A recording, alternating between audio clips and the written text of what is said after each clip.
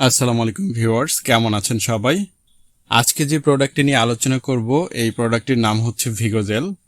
অনেকেই এই প্রোডাক্টটি চিনে থাকেন বা অনেকেই ব্যবহার করেছেন।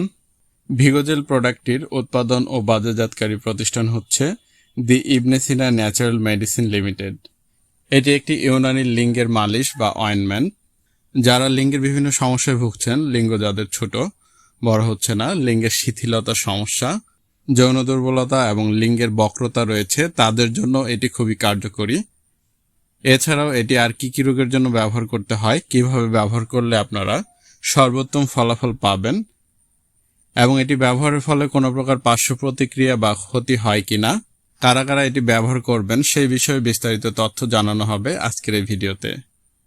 তাই বিস্তারিত জানতে যারা আগ্রহী তারা ভিডিওটি না টেনে শেষ পর্যন্ত দেখবেন। এটির জেনেরিক নেম হচ্ছে তিলাজাদিদ।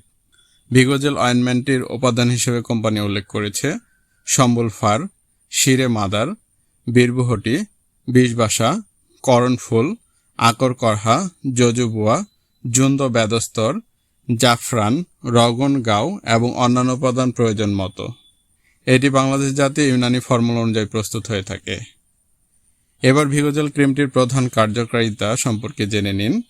ভিগোজেল একটি অয়েনমেন্ট জাতীয় ঔষধ যা যৌনাঙ্গের শিথিলতা দূর করতে সাহায্য করে, যৌন দুর্বলতা দূর করতে সাহায্য করে এবং লিঙ্গের বক্রতা দূর করতে কার্যকরী। যাদের লিঙ্গ বাঁকা, একদিক থেকে বাঁকা হয়ে গেছে, তাদের ক্ষেত্রেও এটি খুবই কার্যকরী। লিঙ্গ যাদের চিকন হয়ে গেছে, স্বাভাবিকের তুলনায় ছোট রয়েছে, তাদের লিঙ্গকে স্বাভাবিক মাপে ফিরিয়ে আনতে সাহায্য করে। এবার ভিগোজেল অয়েনমেন্ট বা ক্রিমটির মাত্রা বা ব্যবহারবিধি সম্পর্কে জেনে নিন। প্রয়োজন মতো ক্রিম নিয়ে দিনে 1 থেকে 2 বার মালিশ করতে হবে। 3 থেকে 5 মিনিট পর্যন্ত ধীরে ধীরে মালিশ করবেন অথবা চিকিৎসকের পরামর্শ অনুযায়ী ব্যবহার করবেন। পার্শ্ব প্রতিক্রিয়া: কোম্পানির ভাষ্য মতে ইউনানি ঔষধ ভিগোজেলে কোনো ধরনের পার্শ্ব প্রতিক্রিয়া জানা নেই। বিরূপ প্রতিক্রিয়া: তেমন কোনো বিরূপ প্রতিক্রিয়া পরিলক্ষিত হয়, তবে এর যে কোনো উপাদানের প্রতি সংবেদনশীল রোগীদের ক্ষেত্রে প্রতিক্রিয়া দেখা যেতে পারে।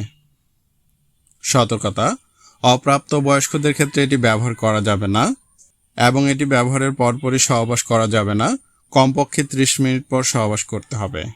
বিশেষ সতর্কতা: আমার ভিডিও দেখে অনুপ্রাণিত হয়ে কেউ ওষুধটি ব্যবহার করবেন না। সকল ওষুধ ব্যবহারের পূর্বে অবশ্যই চিকিৎসকের পরামর্শ গ্রহণ করুন, কারণ চিকিৎসক রোগীর সকল দিক বিবেচনা করে ওষুধ প্রয়োগ এবং ওষুধের ডোজ নির্ধারণ করে দিবেন। আমি এই ভিডিওটি করেছি আপনাদেরকে এই অয়েনমেন্টটি সম্পর্কে বেসিক ধারণা দেওয়ার জন্য। আমার কথা বা বর্ণনা প্রেসক্রিপশনের বিকল্প হিসেবে বিবেচনা করা যাবে না। সকল ওষুধ আলো থেকে দূরে, ঠান্ডা এবং শুষ্ক স্থানে রাখুন এবং শিশুদের নাগালের বাইরে রাখুন।